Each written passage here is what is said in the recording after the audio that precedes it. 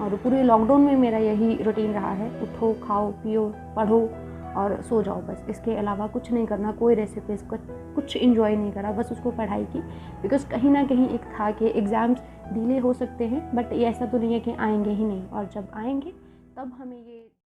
Good morning everyone, my name is Kajal Arora और मैंने 30 March 2019 को as SBA PO Hoshiarpur Punjab में ज्वाइन किया है।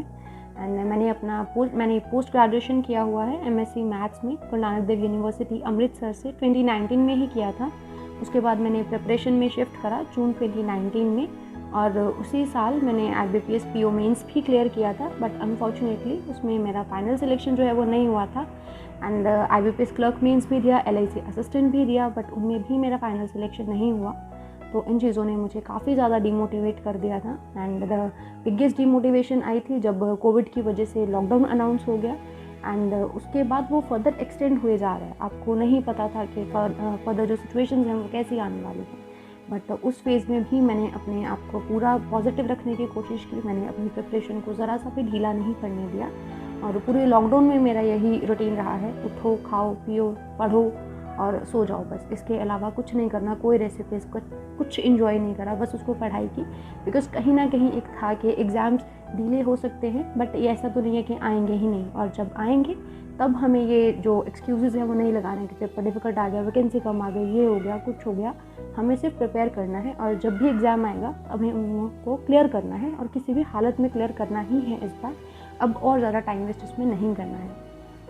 और वैसे ही हुआ लॉकडाउन के बाद, जैसे एग्ज़ाम्स आए तो सबसे पहले तो अगर लॉकडाउन में प्रिपरेशन की बात करें तो सेक्शन वाइज मैंने हर चैप्टर को दोबारा से पढ़ा, उनके ज़्यादा से ज़्यादा सम्स को सॉल्व करा। इंग्लिश के कॉम्प्रिहेंशंस तक मैंने ऑनलाइन सॉल्व करे, जीके को साथ साथ में पढ़ा। हालांकि इतना जीके उस फेज़ में था भी नहीं, बट फिर भी मैंने उसको फ्लो को टूटने नहीं दिया, मैंने उसको भी साथ साथ में पढ़ा।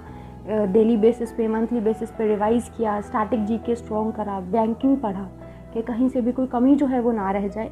रीजनिंग में लॉजिकल रीजनिंग के टॉपिक्स भी पढ़े, वो काफ़ी स्कोरिंग होते हैं मेंस में, उनको पढ़ा। और यहाँ तक कि इंग्लिश के कॉम्प्रिहेंशंस को मैंने ऑनलाइन सॉल्व करा। जो क्वेश्चंस मुझे नहीं समझ आते थे उनका मैं वीडियो सॉल्यूशन भी देखती होती थी यूट्यूब से। Sometimes it feels silly, but definitely इससे इम्प्रूवमेंट होता है, बहुत ज़्यादा इम्प्रूवमेंट होता है। एंड आई डू रिकमेंड कि बिना कुछ भी सिली सोचे आपको जो सही लगता है आप वो प्रिपरेशन के लिए डेफिनेटली करें। एंड उसके बाद एग्ज़ाम्स आए, RRB PO आया, RRB क्लर्क आया, IBPS PO क्लर्क आए, SBA PO आया दिवाली पे। एंड 1 बाय 1 मेरे सारे एग्ज़ाम्स इस बार क्लियर हुए हैं। सबसे पहले प्री क्लियर हुए सारे के सारे, उसके बाद मेंस क्लियर हुए, देन इंटरव्यू के लिए अपीयर हुआ। एंड प्रेजेंटली अगर मैं बात करूँ तो मेरे सारे एग्ज़ाम्स क्लियर हैं। RRB PO का अपॉइंटमेंट लेटर भी कल आ चुका है घर पे, तो I am very happy for that कि चलो फाइनली हमारी मेहनत जो है वो रंग लाई है। तो एट द एंड मैं आप सबको भी यही कहना चाहूँगी कि बस अपनी प्रिपरेशन करो, ध्यान से करो।